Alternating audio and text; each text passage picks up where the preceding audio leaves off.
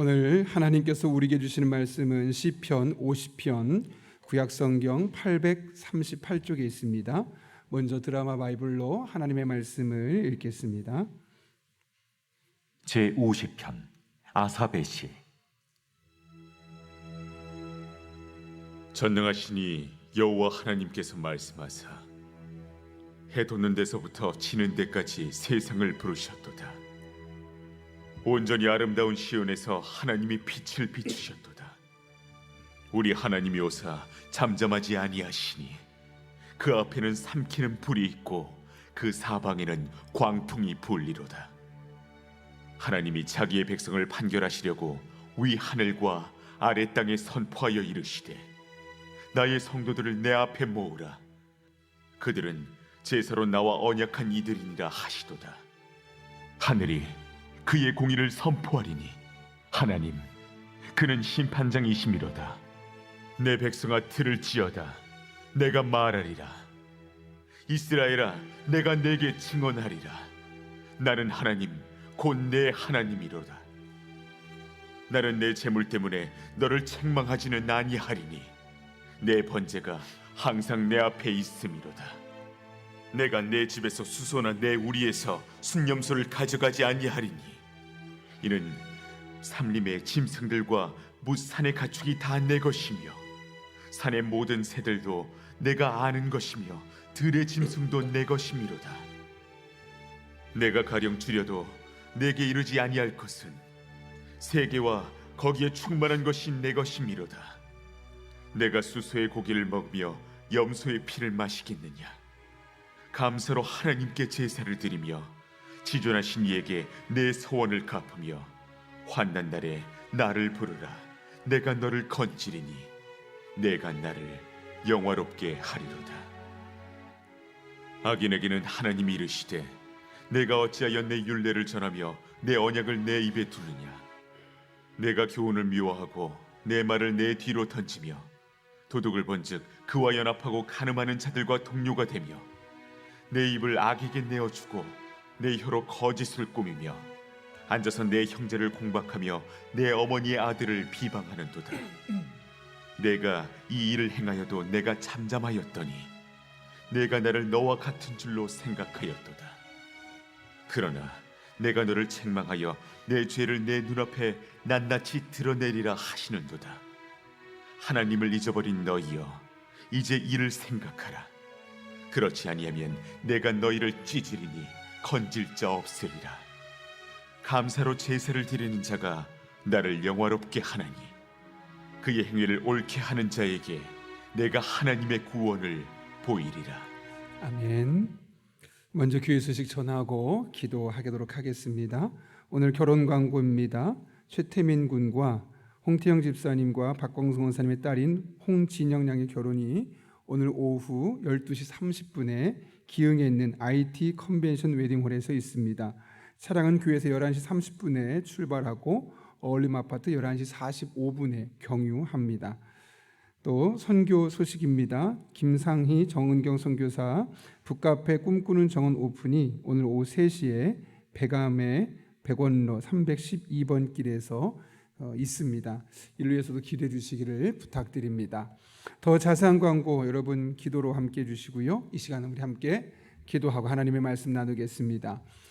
거룩하신 아버지 하나님, 오늘도 우리를 불러주신 은혜 감사합니다. 말씀을 듣는 이 시간 성령으로 충만하게 인도하여 주셔서 온전히 말씀에 집중할 수 있는 시간 되게 도와주시고 우리의 마음이 하나님께로 온전히 나아감을 통하여 더욱더 하나님과 깊은 영적인 관계를 맺을 수 있는, 그리고 이로 말미암아 우리 영혼이 새로워질 수 있는 복된 시간 되게 하여 주옵소서. 예수님의 이름으로 기도하옵나이다. 아멘. 우리는 평상시에 이 감사에 대한 이야기를 자주 들어왔습니다. 감사했을 때 이런 일들이 있더라라는 이야기를 많이 들어왔죠. 저 또한 오늘 실제로 있었던 일을 한 가지를 여러분에게 소개하려고 합니다. 한 여자 집사님이 계셨는데 남편이 술고래입니다. 그러니 얼마나 마음에 스트레스가 많았겠습니까? 어느 날 이런 마음이 드는 겁니다. 내가 왜 이런 남편, 이런 남자랑 결혼해서 이런 고생을 해야 되는가? 너무 처량해 보여서 하나님께 이렇게 따졌다고 그러죠. 하나님, 저는 왜 이런 남자랑 결혼해서 이 고생을 계속해야만 하는 겁니까? 훌쩍훌쩍 울면서 울고 있었는데 문득 오래전 설교에서 감사할 때 하나님이 은혜를 베푸신다라고 했던 것이 기억이 나는 겁니다. 그래서 막상 이제 남편을 앞에 두고 하나님 앞에 감사해보자라고 마음에 결단을 하게 되었던 거죠. 그런데 마음은 그렇게 먹었지만 실제로 남편을 보면 감사할 게 없고 우리 원망거리가 생각나는 겁니다. 그래도 감사라고 했으니까 억지로라도 의도적으로 감사할 제목들을 막 찾아내기 시작했습니다. 그리고 나서 하나님 앞에 이렇게 감사 기도했다고 합니다. 옆에서 코 골며 자는 남편을 쳐다보니 그래도 없는 것보다야 낫겠다 싶어 감사합니다. 언젠가 좋은 남편이 될 가능성이 없는 것은 아니니 감사합니다. 저토록 술에 취했지만 다른 데 안 가고 집에 왔으니 감사합니다. 토요일에는 술을 더 많이 마셔서 주일에 집을 지켜주니 감사합니다. 주일에 계속 자니 교회 가는데 방해되지 않아서 감사합니다. 어떻게 보면 도무지 감사할 수 없는 조건들을 반대로 바꿔보니까 그래, 그래도 저러니까 내가 이렇게 할 수 있지라는 감사 제목들로 바뀌더랍니다. 그러다 보니까 자신도 모르게 마음이 편안해지고 또 의외에 감사할 것들이 있네라는 생각에 얼굴에 조그만 미소가 생겼던 거죠. 근데 마침 그때 잠을 자던 남편이 눈을 뜬 겁니다. 그런데 자기 아내가 자기 바로 눈앞에서 배시시 웃으면서 기도하는 모습이 이상해서 아니 한밤중에 잠은 안 자고 미친 사람처럼 뭐 하는 거냐고 약간 핀잔 섞인 말을 하는 겁니다. 그랬더니 아내가 이렇게 말했다고 하죠. 당신과 사는 것이 너무나 감사해서 그래요. 실제로 그렇지 않았는데 순간적으로 이렇게 생각해 보니까 이 감사의 제목들이었고 그렇게 이야기하게 되었던 겁니다.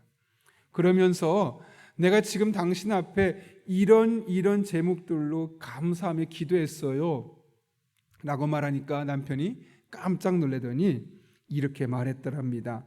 여보, 내가 예수님을 믿는 게 당신의 소원이면 내가 그 소원 들어줄게 하고 그때부터 교회를 가게 되었다는 것이죠. 10년 넘게 남편을 위해 계속해서 기도해 왔는데 꿈쩍도 하지 않던 남편이 10년이 훨씬 넘은 이 시점에서 하나님 앞에 감사하며 웃으며 기도하는 그 순간 하나님이 그 순간 역사해 주셔서 그녀의 기도와 이 감사가 하나가 되어지는 순간에 그 기도 제목을 응답하셨다는 것이죠.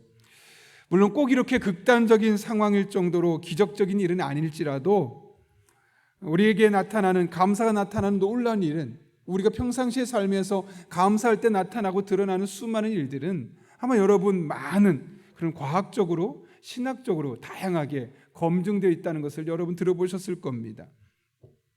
그렇다면 우리는 당연히 감사해야 할 겁니다. 왜냐하면 감사할 때 나타나는 그런 과학적인 결과로 말미암아 우리의 영적인, 우리의 신체적인 건강에 도움이 되기 때문에 너무나 당연한 것이죠. 그런데 현실은 그렇지 못합니다. 감사의 효능을 알고 감사해야지라고 결단하지만 조금만 시간 지나면 현실에 매몰되어서 감사하지 못하고 있는 우리의 모습을 발견하게 됩니다. 심지어 예배 때 오늘은 감사함으로 예배를 드려야겠다라는 마음을 먹었지만 예배하기 전까지도 아니 어떤 날은 예배하는 순간순간에도 그런 감사가 잊혀질 때가 적지 않습니다. 그 이유가 무엇 때문일까요?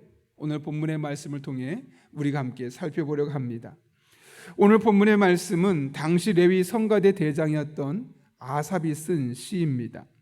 성가대 대장이었기 때문에 늘 예배에 앞장섰던 사람이었고 그러다 보면 어떻게 하는 예배가 잘 드려지는 예배고 하나님께서 어떤 예배를 기뻐하시는지를 누구보다 잘 알고 있는 사람입니다. 그가 오늘 본문의 말씀을 통해 우리에게 이렇게 권면하는데요. 오늘 본문은 크게 세 부분으로 이루어져 있습니다. 1절부터 6절까지 말씀은 서론 부분, 7절부터 21절까지는 본론 부분으로 두 가지 내용을 다루고 있고 또 22절과 23절은 오늘 이 시편 50편의 결론 부분입니다. 그 중에 먼저 1절부터 6절 말씀을 보게 되면 하나님께서 이스라엘 백성들을 찾아오신다라고 말합니다. 특별히 1절을 보게 되면 전능하시니 여호와 하나님께서 말씀하사 해 돋는 데서부터 지는 데까지 세상을 부르셨다라고 말씀하시면서 말씀으로 부르시는 하나님을 이야기합니다. 2절을 보게 되면 이렇게 말하죠. 온전히 아름다운 시온에서 하나님이 빛을 비추셨도다. 빛으로 다가오시는 하나님을 말씀하고요. 3절은 우리 하나님이 오사 잠잠하지 아니하시니 그 앞에는 삼키는 불이 있고 사방에는 광풍이 불리로다. 삼키는 불로 또 광풍으로 다가오시는 하나님을 말씀합니다.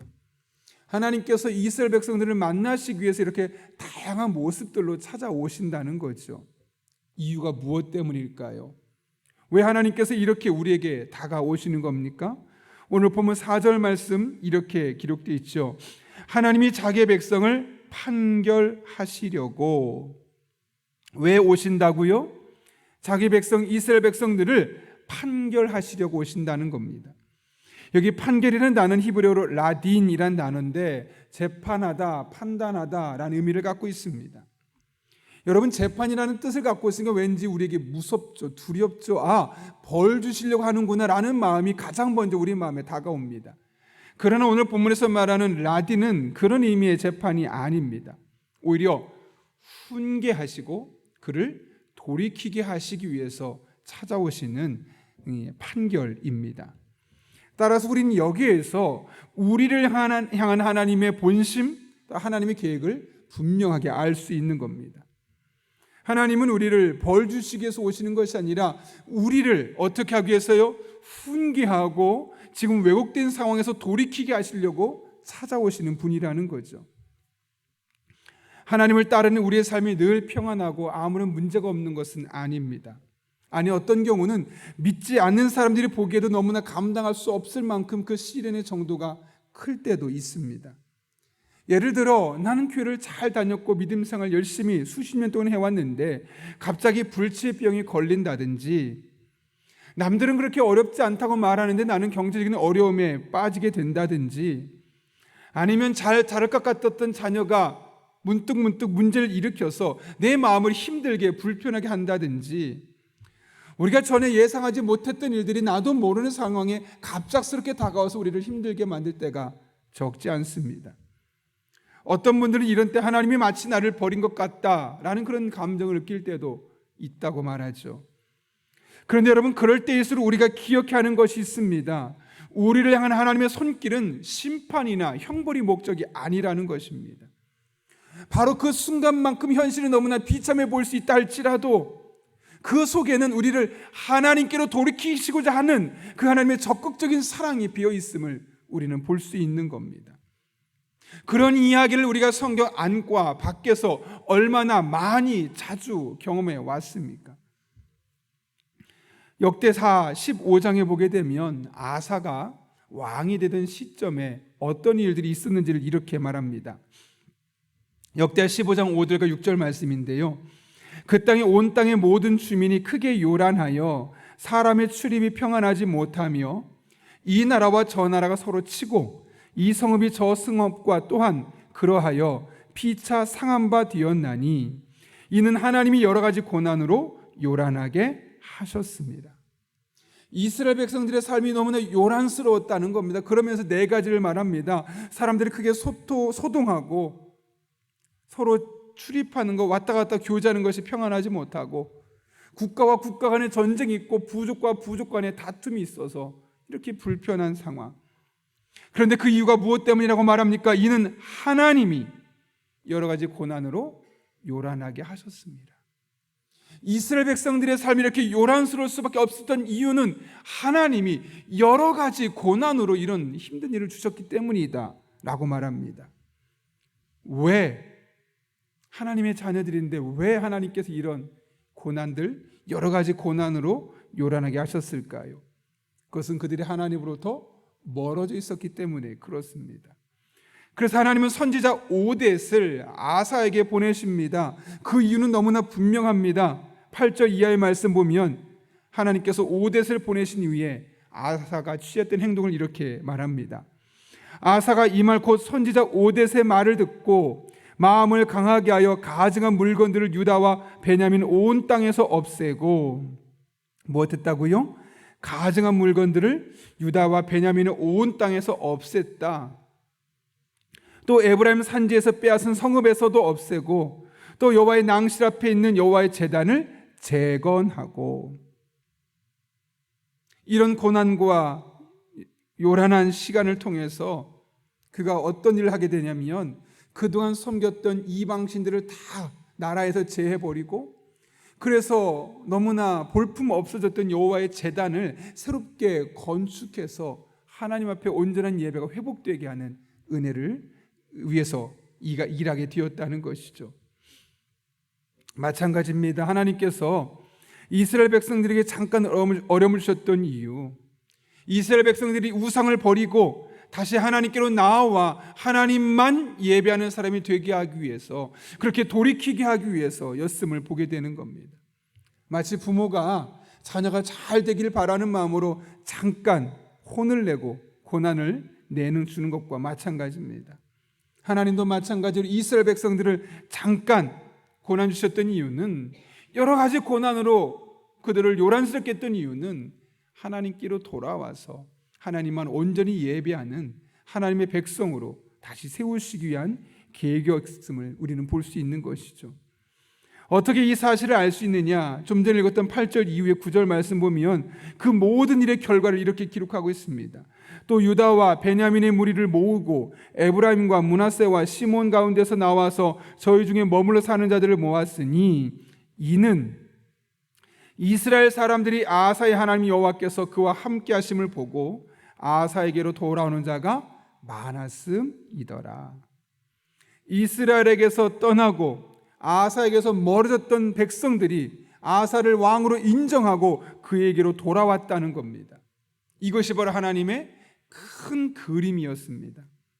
하나님의 계획은 요란한 전쟁이 목적이 아니었고, 그 요란한 상황을 통해서 하나님의 자녀만 누릴 수 있는 이 은혜를 경험하게 하는 것이었습니다.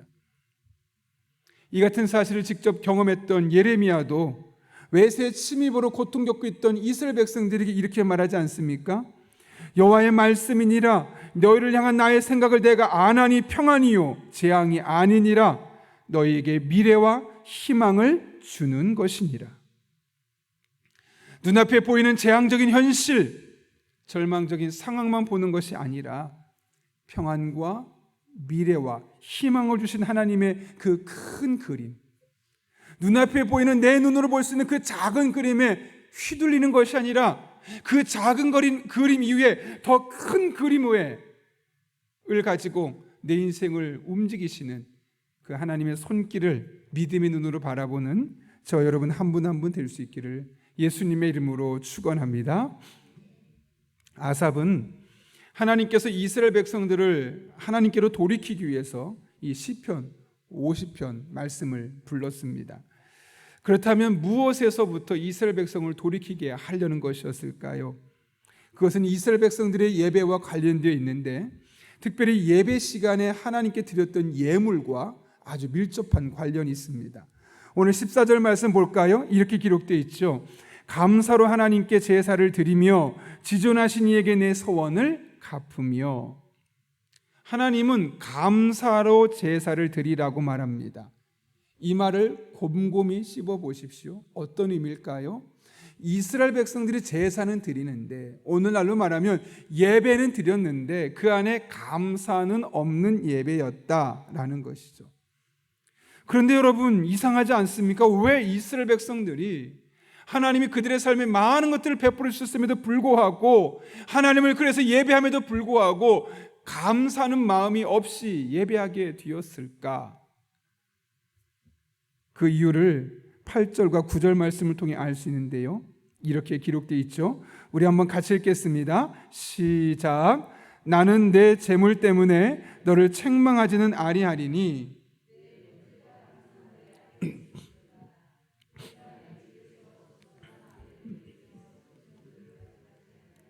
아멘. 여기 보면 하나님은 이스라엘 백성이 드린 재물에 대해서 내 집에서, 너의 집에서 수소나 너의 우리에서 수렴소를 가져가지 아니하겠다라고 하십니다. 여러분, 이 표현들을 잘 생각해 보십시오. 누구 집입니까? 내 집에서, 내 우리에서 숫소와 수렴소를 가져가지 않겠다. 이게 무슨 말일까요? 이스라엘 백성들이 그렇게 생각했다는 겁니다. 내가 하나님 앞에 예물을 드릴 때 하나님이 내 집에서, 내 우리에서 내 숫소를 가져가시고 내 수렴소를 가져가시는구나. 이게 이스라엘 백성들이 하나님 앞에 예배하며 예물을 드릴 때 가졌던 마음임을 이야기하고 있는 겁니다. 하나님이 내 거 지금 뺏어가고 있는 거야. 내 재산의 일부를 하나님이 가져가시는 거야. 여러분, 실제로 수렴소나 숫소가 얼마나 큰 겁니까? 가족이 먹어도 되고 팔기만 해도 이 경제적으로 큰 가치가 있는 겁니다. 재산 가치가 매우 큰 동물들입니다. 그런데 하나님께 그것을 예물로 드린다고 생각해 보십시오. 내가 하나님 앞에 예배 드리는 건 너무 좋은데 이만큼 이 큰 걸 내가 하나님께 드려야 돼? 하나님 내 거 뺏어 가시는 것 같아. 하나님 내 거 가져가시는 거야. 그들이 그런 마음을 가졌다는 거죠. 한편으로 그들의 마음이 이해가 되기도 합니다. 그들이 얼마나 많이 수고하고 땀 흘려서 그 가축을, 그 재산을 모았겠습니까? 그런데 그것을 하나님께 드리니까 계산이 될 수밖에 없는 겁니다. 내가 이 소 한 마리 키우려고, 이 소 한 마리 내가 한 마리 집에 소유하려고 얼마나 많이 노력했는데 6개월 동안 돈을 모아서 소 한 마리 산 거고 2개월, 3개월 동안 돈을 모아서 수점수 사서 겨우 이만큼 재산을 불려놨는데 이거 하나님께 예배 때 드리라고? 내 재산이 빠져나가는 소리가 들린다. 하나님 도대체 뭐가 부족해서 내 거 가져가시는 거야? 이것이 이스라엘 백성들이 당장 그 순간 가졌던 마음입니다. 그러니 계산이 될 수밖에 없는 것이죠. 그런데 여러분, 그것은 한 가지만 알고 진짜 중요한 것을 모르는 겁니다. 이스라엘 백성들이 어떻게 숫소와 숫염소를 가질 수 있었습니까? 당연히 하나님께서 주셨기 때문이죠. 그들이 땀 흘려 노력하기 전에, 그만한 재산을 획득하기 전에 그들에게 이것을 주시고자 했던 하나님의 사랑이 먼저 있었기 때문에 그들이 그것을 가질 수 있었던 겁니다. 그런데 이스라엘 백성들은 그 뒤에서 그 큰 숫소와 숫염소를 주고자 했던 하나님의 사랑은 보지 못하고 당장 하나님께 드릴 때 내게 영향을 끼치는 그 재산상의 손해와 같은 것만 바라보았기 때문에 하나님이 내 집에서, 내 우리에서 이 동물들을 가져가시는구나 라고 생각했던 겁니다. 그런데 여러분, 하나님께 드리는 것이 정말 손해보는 일이던가요? 그렇지 않죠. 하나님께 우리가 드리는 것들은 하나님이 가지고 계신 것들에 비하면 조족지절, 말 그대로 세 발의 피입니다. 우리가 아무리 많이 드리고 우리가 아무리 큰 걸 드려도 하나님이 가지고 있는 이 세상 모든 것에 비하면 아무것도 아닙니다. 그래서 오늘 10절부터 12절 말씀이 이렇게 말하죠. 이는 삼림의 짐승들도 무산의 가축이 다 내 것이며 산의 모든 새들도 내가 아는 것이며 들의 짐승도 내 것이미로다. 내가 가령 줄여도 내게 이르지 아니할 것은 세계와 거기에 충만한 것이 다 내 것이미로다. 내 것이다, 내 것이다, 내 것이다. 무려 3번에 걸쳐서 이 세상의 모든 것이 하나님 것인데 하나님이 겨우 우리가 갖고 있는 그 숫소, 수렴소, 그 얼마가 부족해서 그거 가져가시려고 하시겠느냐? 하나님 앞에 그 하나도 중요하지 않다 라고 말씀하는 것이죠.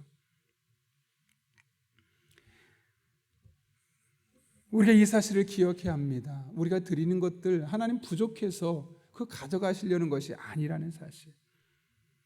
그런 면에서 우리가 자주 들어서 너무나 잘 아는 말씀이지만 다윗의 고백을 되새김질하는 것이 필요하겠습니다. 역대상 29장 12절 말씀인데 제가 3번역으로 읽겠습니다. 부와 존귀가 주님께로부터 나오고 주님께서 만물을 다스리시며 주님의 손에 권세와 능력이 있으시니 사람이 위대하고 강하게 되는 것도 주님의 손에 달려 있습니다. 우리 하나님, 우리가 지금 주님께 감사하고 주님의 영광스러운 이름을 찬양합니다. 제가 무엇이며 저의 백성이 무엇이기에 우리가 이렇듯이 기쁜 마음으로 바칠 힘을 주셨습니까?